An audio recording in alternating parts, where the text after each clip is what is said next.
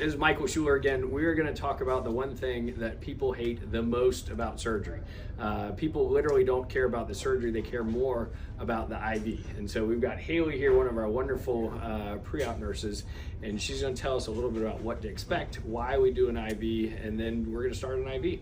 So tell me a little bit about what the purpose behind an IV is and why we have to have one. So everybody gets an IV if you're getting general anesthesia.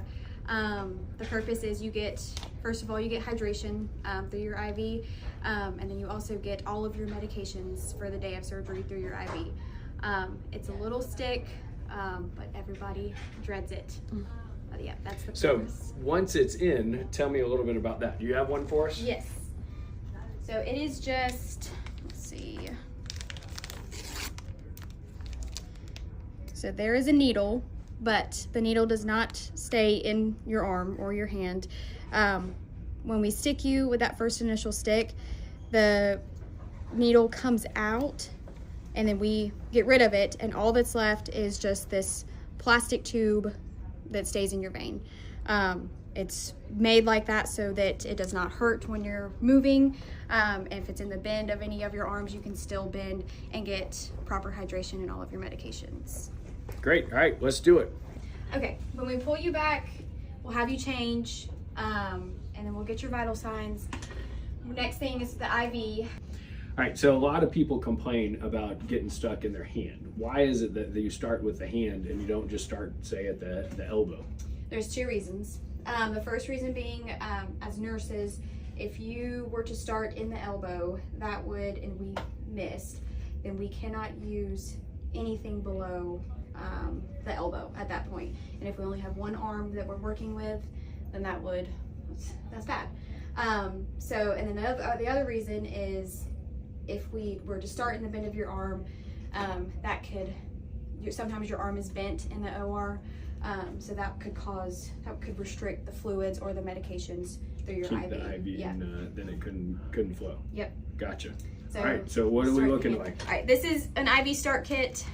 It comes with a plastic little piece of film that's going to go over the IV once in, a tourniquet, which is a tight rubber band, tape, and gauze, and an alcohol prep pad. And so what I'll do first is I'm going to go in his hand, or look there first. We do have to look in the hand first. And it's tight just temporarily. And I have him sometimes drop his arm lower than his heart to allow blood to kind of collect. And then we ask the patients to kind of pump their fist to allow the blood to kind of fill up. If I'm not finding a vein, there's something that we can do. It's kind of cool. We put warm water in a glove, and you can, because warmth can allow for that vasodilation. Yes, so your blood vessels to get bigger, while cold does the opposite. So we may place it on your hand and let it warm up. All right, so sometimes people complain because we don't get it on the first try. What would go into that? Well, when you get here, you haven't had anything to eat or drink, and that can cause you're dehydrated, your veins are not going to be as big as they normally are. Some people have rolly veins, which you can't help that, but it does make it difficult. And sometimes people don't know this a lot of times, and we try to explain it every time, but everybody's veins have valves in them. Sometimes you can't see the valve, but if we were to stick and hit a valve, we cannot. It would hurt if we try to go any further. So, and if the IV is not working, we cannot push the tube any farther, then we have to pull it out and start again. But we would not know that because we can't see the valves, they're hidden. So we just kind of have to make our best judgment call and go with what we see and feel. All right, let's do it. Okay, a good one. So I will wash, just kind of prep the site, and I'll let it dry for a second.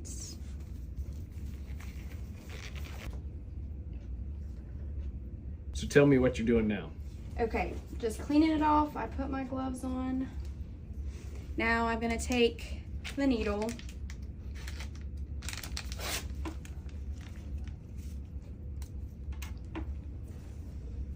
So this is the part where normally people start to tense up and flinch and try to move and tense.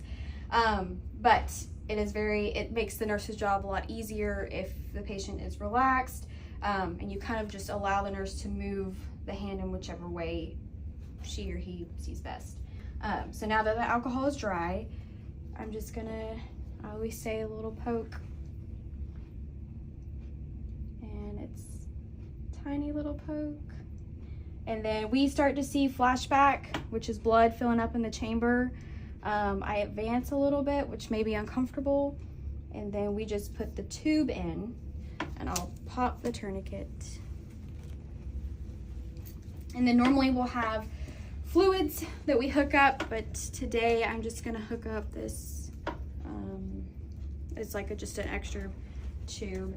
And this may be uncomfortable, but we hold pressure because if I don't hold pressure when I pull the needle out, then blood will go everywhere. So I just hold pressure slightly above where I stuck you, hold that, the needle comes out.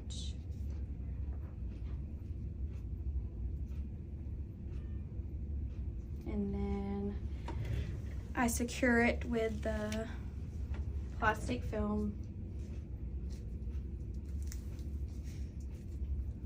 And then before I tape it down any further, I make sure that it works.